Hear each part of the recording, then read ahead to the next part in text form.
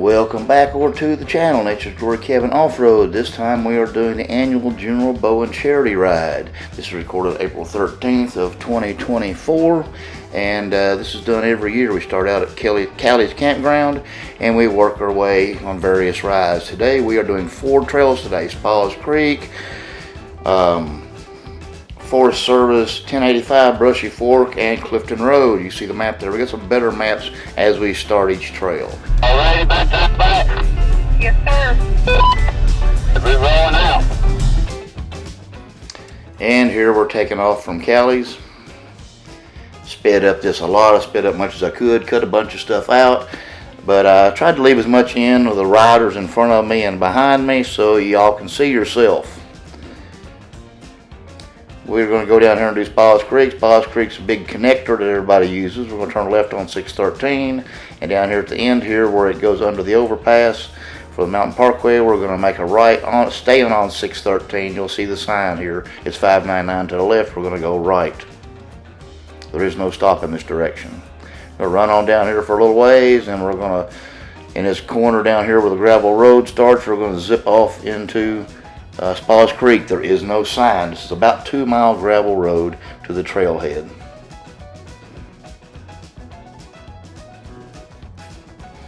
And we're just going to tool through here, and hopefully I'll have more of the mud holes and obstacles and show a little bit of the people in front of me and behind me.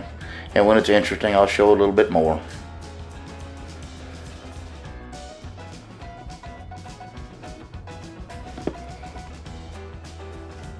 I know everybody gets tired of Callies Creek, but it's a little bit different every time, and today we're with a bigger group, again with the General Bowen charity ride, and it's a connector. It gets us over to the Northside in Menifee County, which is the loop we're going to do today. A lot of folks don't do that over there, and there's several good trails over here, not just the ones we're doing. There are others as well. If you watch my other videos, you'll see that. I'm going to go through this mud hole. This is deeper here to the left. It's not too bad though. I always go through it. Some folks went around it, if you noticed. After they see me go through it, they decide to do it. That 37-inch tire on the ground is really only about 35 inches tire. High, excuse me, because of the flat spot on the bottom.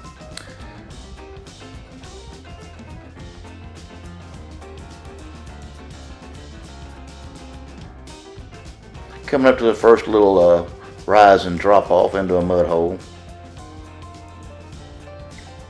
It can be challenging if you're in a longer vehicle with not much lift. You can drag a little bit over that, or if you have steps that hang down.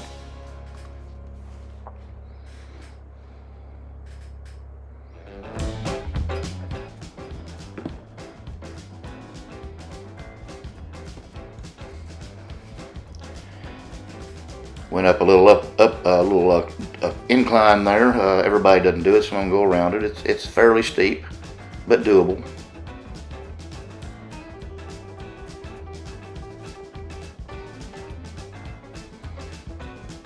Now we're coming up to the down tree, and you can go around it, which is what I'm going to do, or you can go under it and through it. Depending on your clearance and your equipment, you can do whatever you think's the easiest or the best for you. One of the other folks is going to follow up behind me here and come down it. It's kind of a sharp drop off on this side. I've seen plastic bumpers take some damage on this if you're not careful.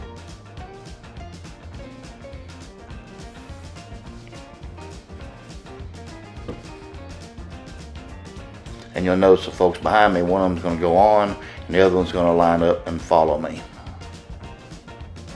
That'd be Steve. These guys always seem to, one of them's in front of me, one behind me. This is Steve behind me, and Rob is in front of me in the blue XJ. This is a WJ here that Steve drives, 33-inch tires, and he's got a lift. I don't remember how much it was.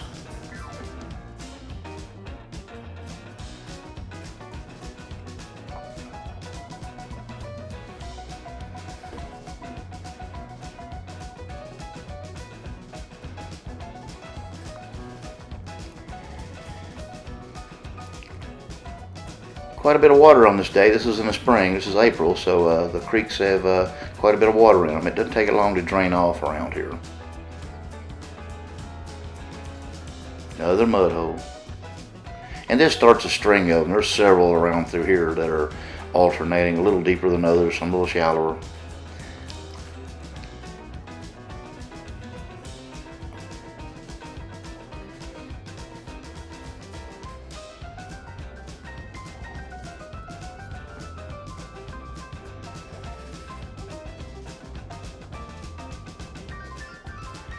The folks in front of me there, Rob, has 33-inch tires and a lift as well on that XJ. Here we switch to the rear camera. Steve was a little closer, so we got a decent video of him coming through that.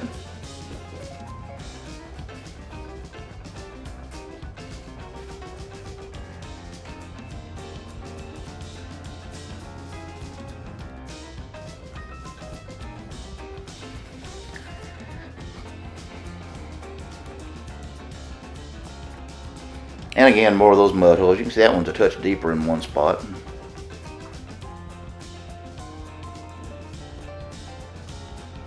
Now we're going to switch back to the little front there and see Rob a little better going through that creek before we go across. This is a flexi spot here. Depending on how you go through this, you can make it easier or rougher. Sometimes I put a tire up on the left side and go through it a little flatter. And then right after that, there's a mud hole. There's that left front wheel coming through that flexi spot.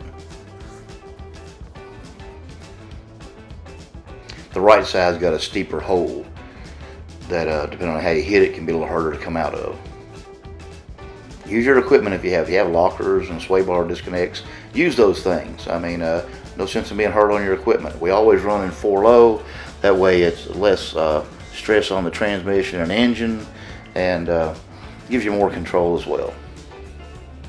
Just because you can do something you think in 4 high, too high or whatever, it's hard on equipment. There's that big mud hole after the flexi spot from behind.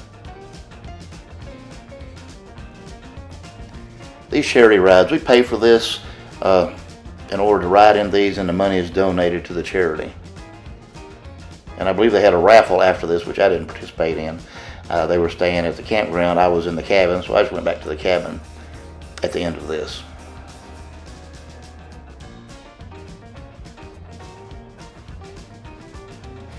Notice that was a little deeper there. That's one of those alternating deeper spots here on Spauld's Creek.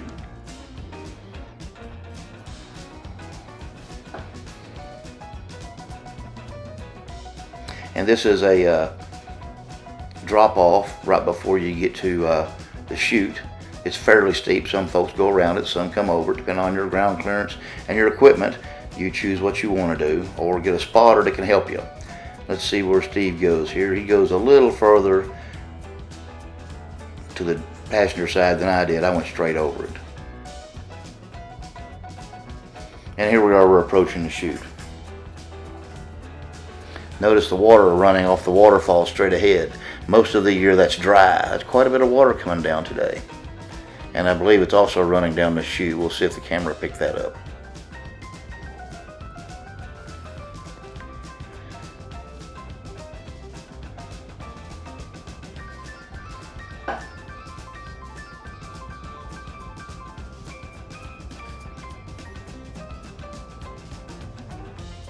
Yeah, you can saw a little water there in that right corner. And right up and through it. Most people don't have any trouble with that. It's not straight up, it's fairly straight, but you can get a good grip with your tires and crawl right up it. Occasionally, depending on your equipment, how long your vehicle is, you might scrape a little bit just as you brake over it.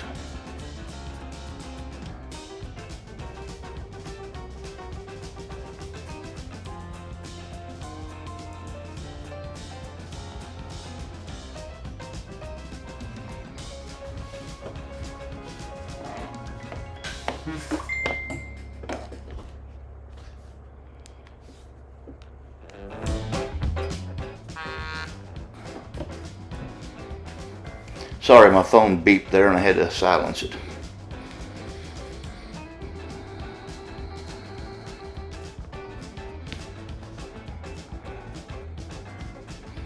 We're just climbing this rocky hill. Some of it shows, some of it doesn't. And there's the big mud hole at the end. It's not as deep as it could be. A lot of folks have gone through it and we probably washed a bunch of the water out by the time we got to it. And to the left there, was the sign for the entrance to Spalls Creek. We're heading on out now and heading to 713, where we're going to make a right, go through Frenchburg, and then we're going to go out to Forest Service 1085 and Brushy Fork Loop we're going to do. See, we come from Spalls Creek, we're going to turn right on 713, right on 460, go all the way out to Dan Ridge Road, aka 1693, and we're going to start the Forest Service 1085 Brushy Fork Loop.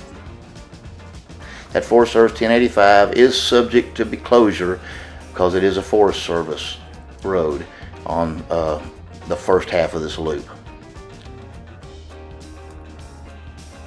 And we're a little closer now. We're going to see where we turn on Dan Ridge Road. We're going to turn left on Igo Ridge Road and then make a right on Brushy Fork. You'll have to see it when you get there to understand where it really is. There we are turning left on 1693 off of 460. Now we're turning left onto Igo Ridge Road. It's in the little town of Korea, Kentucky. And we get down here to the end. You can see where FS1085 ducks off to the right of those two driveways.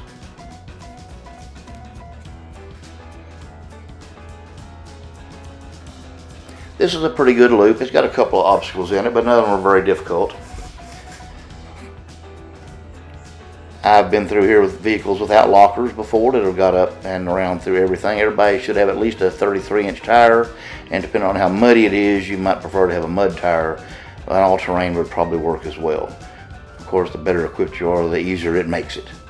Nobody had any trouble on this day.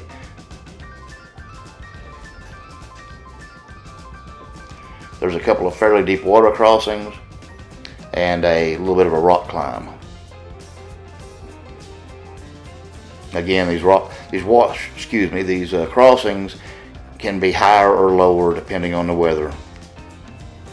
So it's kind of hard to predict what they'll be from one time to the next, and trail conditions can change. There could be trees down that weren't down the last time you rode it. Now during the summer, a lot of folks are using these. There's some good mud ruts coming down that hill. You can see those a little bit better from behind there. There's Steve coming down that hill. Notice he's trying to stay up on the side a little bit so he doesn't drop into it, and sometimes you have no choice. The rut takes you where the rut wants you to go.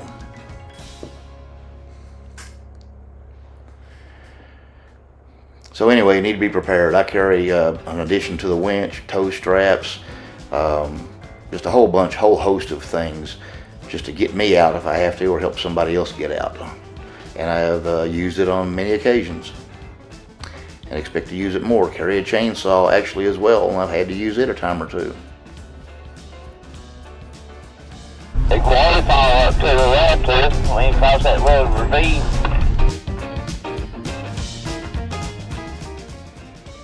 After the nice waterfall, we continue on.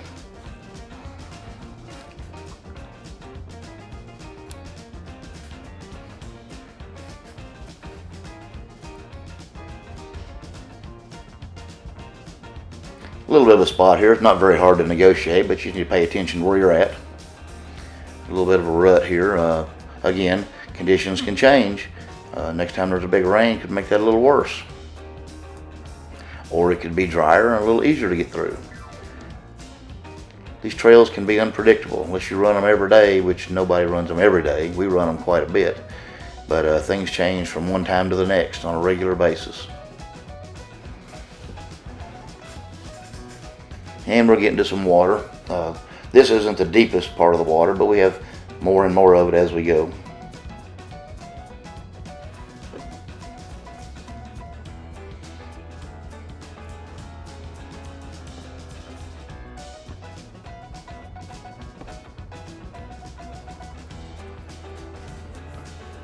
Still have a lot of really nice rock outcroppings as well. Here we're at the end of FS1085 and the Brushy Fork intersection. This is a good place to stop and have lunch, and that's what we're doing here. I sped this up and didn't nowhere near include all of it, obviously, so I already sped up to where we're taking off. We hung out for, I don't know, half hour or so and hit back on the trail. A lot of pavement to get to these trails, but hey, the trails are worth it. Again, this is the north side. Here's a water crossing to get you over to the, from the FS1085 over to the Brushy Fork part.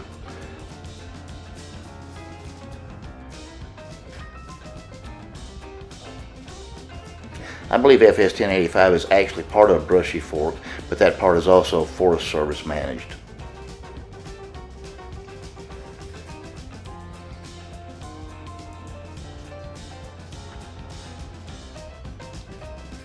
And here's a little rock climb. Depending on your line, most of the time staying far to the right is probably the easiest for most people. Since I'm on 37s and lockers, I decided to take the hard line just for fun.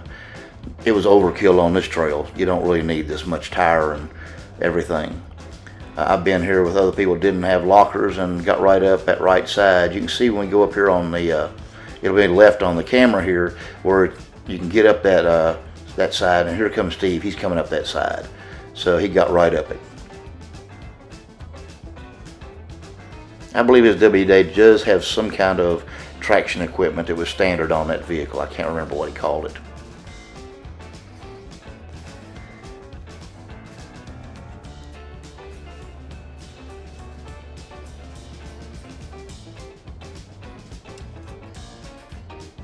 Now, a lot of water running through here. We're running up through here, and there's a little bit of a washout right there you need to pay attention to. Again, next time you come here, it could be worse. Shows up a little better on the rear camera, I believe, here as we go past it.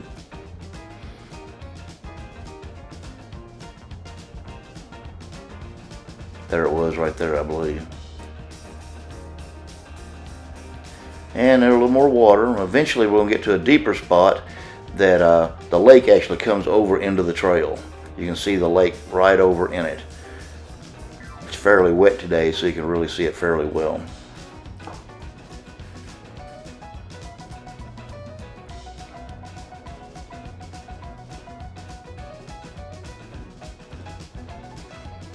That's kind of deep there. That's getting up to his bumper on the WJ.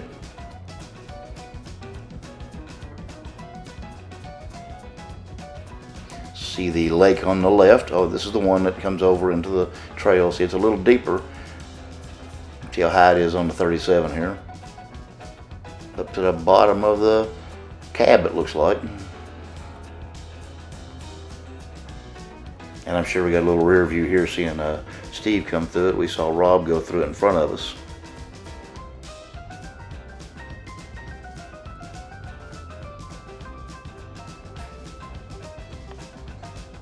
And that's up to his the top of his bumper, it looks like.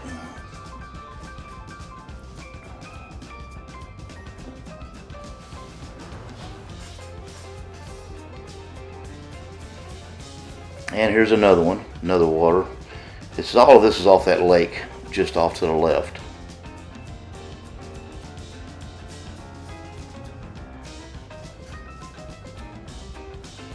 Or a string of lakes. The water runs for a pretty good ways down through there. Good waterfall up here on the right.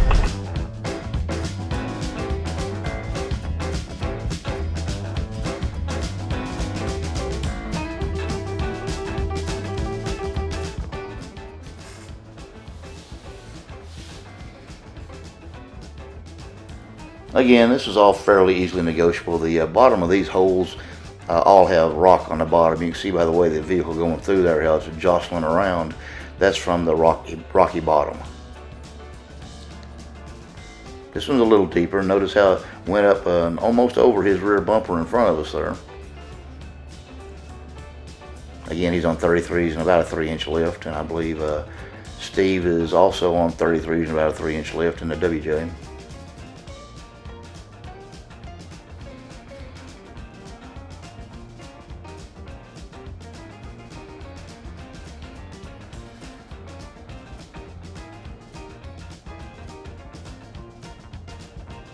And some pretty good sized mud holes here in a couple of spots.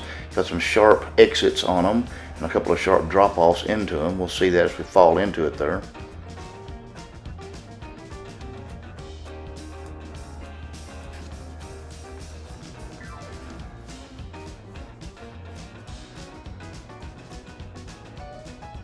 Now we're running along a ridge higher up the hill. You can look over to the left there and see that it drops off. We're pushing this water out of these holes and then it's running down the hill in front of us.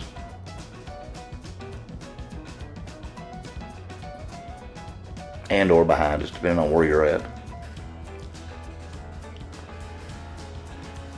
I believe we've got about 10 vehicles on this ride. I didn't pay attention and count them back at the lunch spot. Fairly manageable group.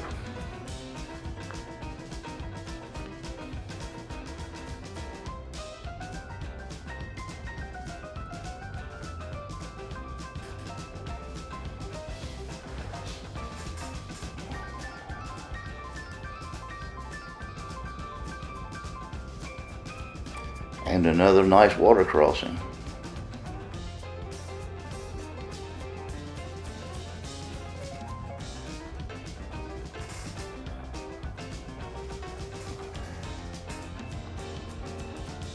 And that was relatively deep there, it looked like. Not overwhelming, obviously, but nice water crossing. Now we're coming to the end of the trail part, and we're going to be popping back onto a road here now. We crossed this water right here, and we're on to a more improved section of Brushy Fork. There's houses along here, and there's actually a pretty nice, off in the distance, rock formation. Looks like somebody put a bench under it. We'll show you that in a minute.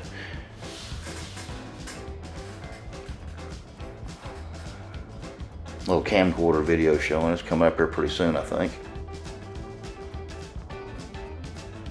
Here we are taking off. And here's that video of the rock shelter. You can make it out, just can make out there's a bench under that little cave part. Now we're just zipping along out of here. Now we're going to head out of here. We're going to head over to Kendrick Ridge Road, get on Clifton, and then there's a paved part of Clifton. When we're finished, we get out on Old Beaver Creek Road, Highway 36 back to Frenchburg, and that's where we part ways. That's where we end our day. They go on and do, I believe, Pumpkin Hollow on the way back. Pay attention to these turns here. This is going to bear right on Myers Fork here so you don't miss where you're going. And there's a stop sign up here pretty soon. You go straight through it. And it takes you all the way out to 460. And we get right on 460 on towards Frenchburg, 460 west. We're going to go up here to Kendrick Ridge Road and make a right. A little ways back here. And we're going to make a left onto Clifton Road. This is also part of the Sheltoe Trace. If you don't know what that is, you can look that up. That's Sheltoe was the Indian name for Daniel Boone. We're actually running this backwards from the way I usually run it. So if you've seen me run it the other way, you get to see it this way today. Have a few issues here. We have a low tree down here, and a guy has a rack on top of his vehicle that won't make it under the tree. So it wasn't the rack. It was his case that was in the rack. He had to stop. That took us a little while to disconnect that and get that off, and he was able to go on and get under it. Then a little later, we'll see a guy knocked a tire off a ram, and we'll see that when we get there. These ruts going down the hill are a lot easier than going up. They're not real muddy today.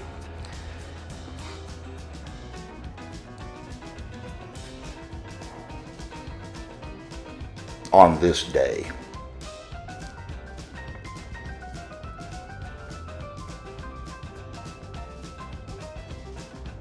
And that was a place where I cut out. That's probably where we were stopped for the tree. I didn't get any video of that. Yeah, that was it. Here's the tree we're going under. Anybody with a little high clearance, a rooftop tent, rack or something, you got to kind of pay attention here. Again, someday that'll be gone. It'll fall on somebody, have to move it. There's a pretty good set of mud ruts down here. That first set wasn't as much. And we'll be getting to it pretty quick coming down through. This is where the problem occurred.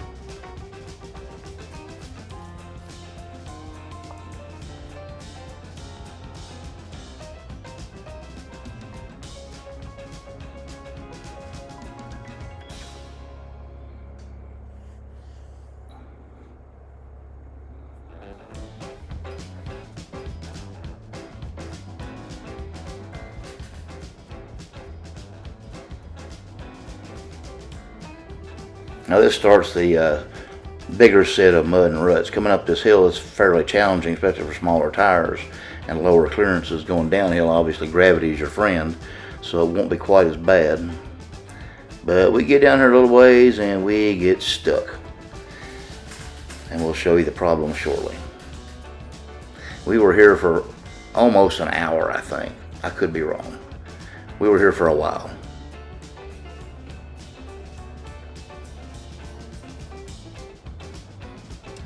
I get stuck in a spot where it's hard for me to get out of the vehicle. I get deep down in this rut, and climbing out wasn't any fun. You can see where we're at here. There's Rob and his XJ, and 30 minutes later, well, how in the world did that happen? As he was coming down, instead of sliding down into the groove, he tried to fight against it and it ripped it right off. You got to go with the grooves. Go with the grooves always. Starter fluid. There's at least a 6-pack of Miller Lite before you. You know what I mean? You want to pump for a while? Yeah.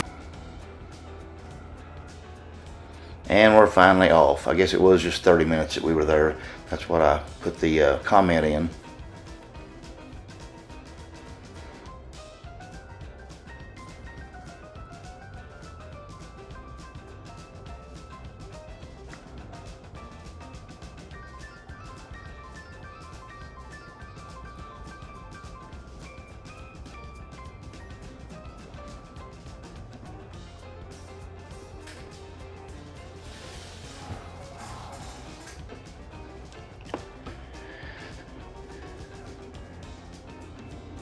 And from the rear you can see Steve and a WJ coming down these muddy ruts as well.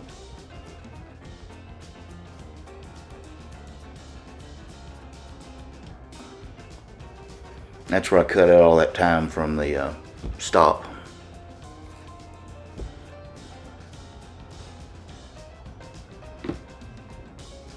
And now we're coming up on a really narrow culvert. This has been getting narrower and narrower. So, you know, you're very wide. It's more and more trouble to get across that. Might be able to see it better from behind here.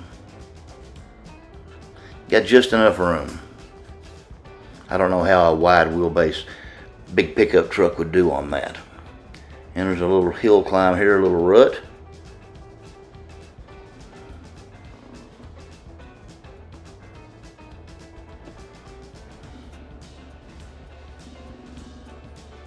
All this video has been sped up by about double time. Some places have been sped up a little more. And here is the waterfall / rock shelter. A lot of times we stop here. I don't think we did on this day. We cruised on through, getting toward the end of the day, so everybody's wanting to keep moving.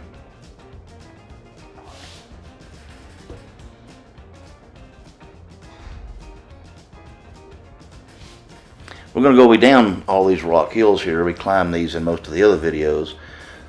I don't know how well they're going to translate in this angle, but hey, it's a different angle. Enjoy it.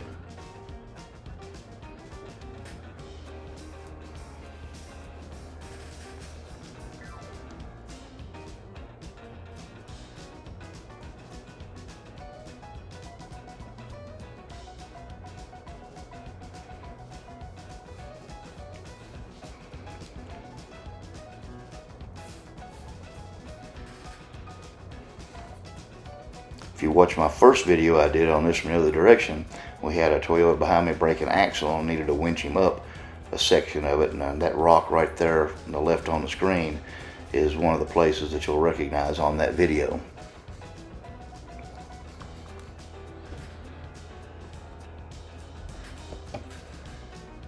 Clifton is one of the most popular local ones. It's got some nice rock climbs here and there, nothing real difficult, and it's some pretty nice water features as well, and the creeks that you cross.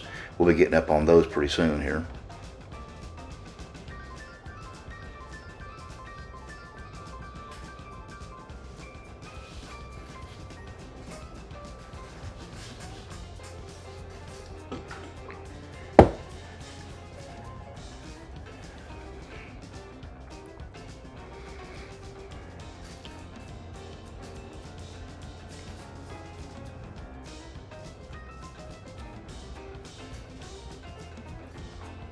This culvert here and this sharp dog leg, this tree may have sharp edges. I've heard people that have cut tires on it, so be really careful and stay far to the inside, close to that tree as you can. The sharp edges seem to be a little further out from what I'm been told. You look behind me there, see that right house folded up. That must be the bad spot. Try to stay as far to the inside as you can. Hopefully we'll get that fixed.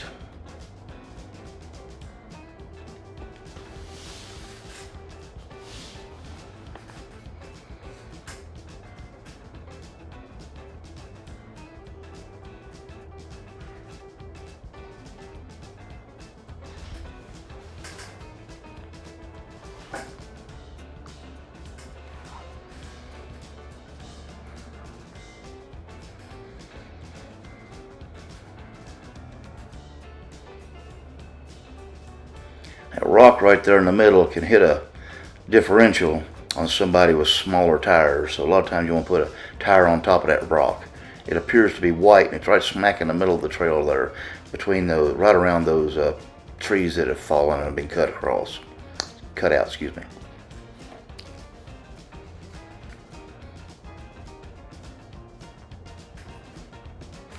Got a few little creek crossings here on our way out.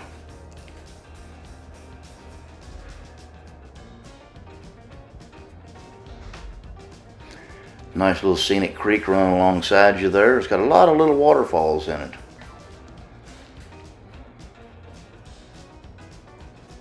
I say little, 4 to 6 inches, something like that. And then right there at the end of it on the right, you can see there's a pretty good one. In the other direction, you get a much better view at it. You can look out your window there. We might have the rear view. Here in a minute, you might be able to see it better.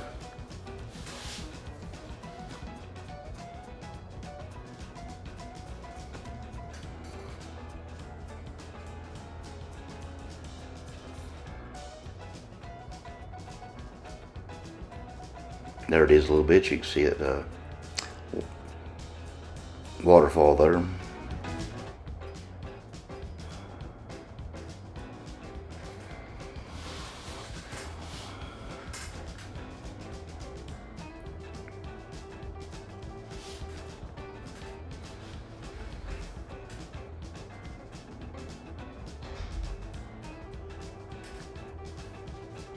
Now we're coming up on the more scenic waterfall at the end. It's got like 3 waterfalls that you cross as you drive out in this direction. We're going to go down them. You'll see the tires drop off. Maybe it's just 2 as you enter the water back there. Could be considered the first one, I guess. There's one. It's a fairly steep one. You see he hit that tree limb as he went under with that tire on top.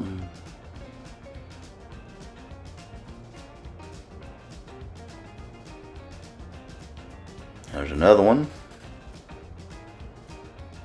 And we're going to drop off of it. Oh, there is a third one. There are 3. And we're going to show that from the rear as well. That was relatively deep right there, about halfway up at 37.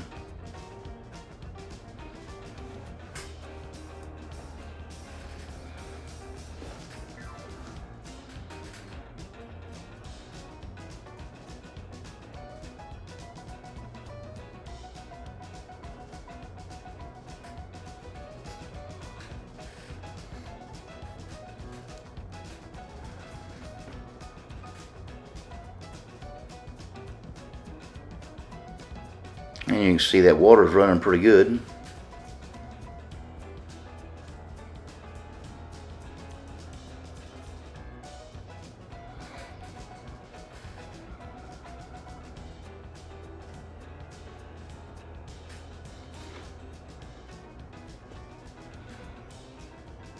And we're out.